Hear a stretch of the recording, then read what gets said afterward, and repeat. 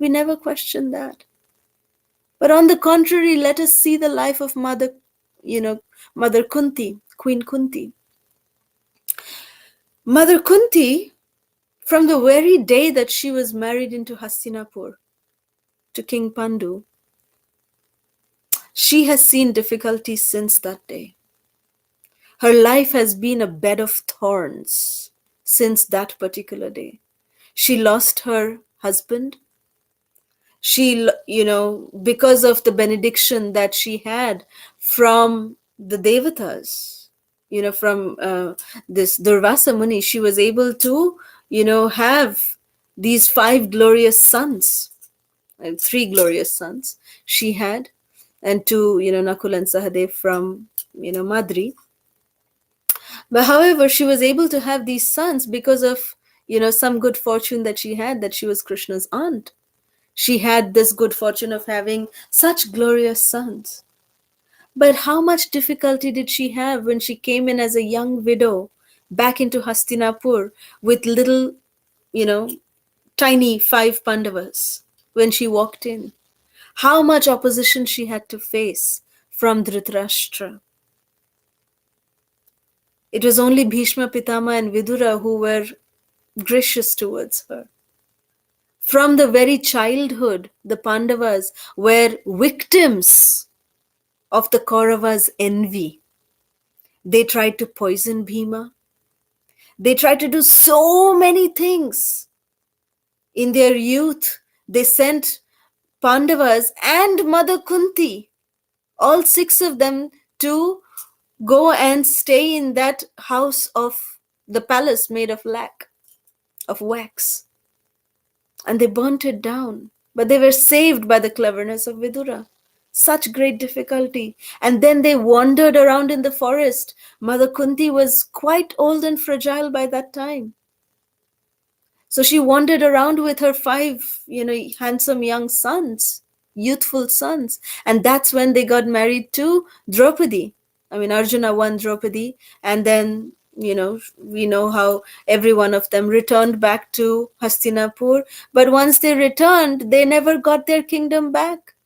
They got something called Khandav Prastha, which they turned into Indra Prastha by Krishna's mercy. Mother Kunti was there throughout. Then finally, how her own daughter-in-law, Draupadi, was insulted by the Kauravas. What a great, difficulty, what a great amount of frustration Mother Kunti must be going through. Can we imagine? That she was the queen, she was the Rajmata. And being that position, her own daughter-in-law was getting insulted by her own family. Imagine her situation. Then the Pandavas again, along with Draupadi, were again exiled into the forest.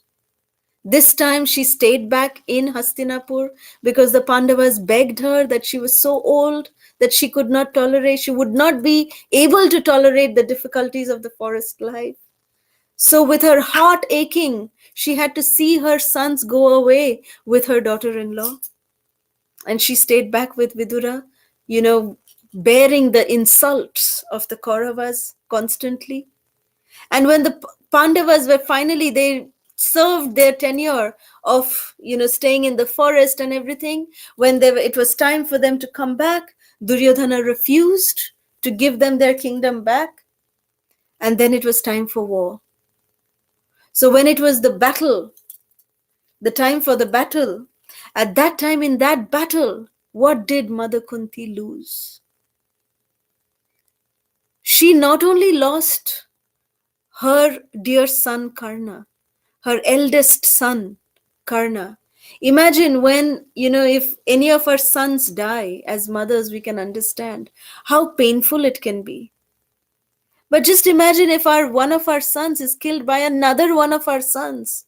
How would that feel? That's what Mother Kunti felt. Her son Karna was killed by none other than her own son Arjuna. Then her grandson Abhimanyu died. She had to tolerate that. Then after the battle, her 5 more grandsons from each of the Pandavas. They had one son by Draupadi, each of them. So all of these 5 of her grandsons were also unjustifiably killed in their sleep by Ashwathama.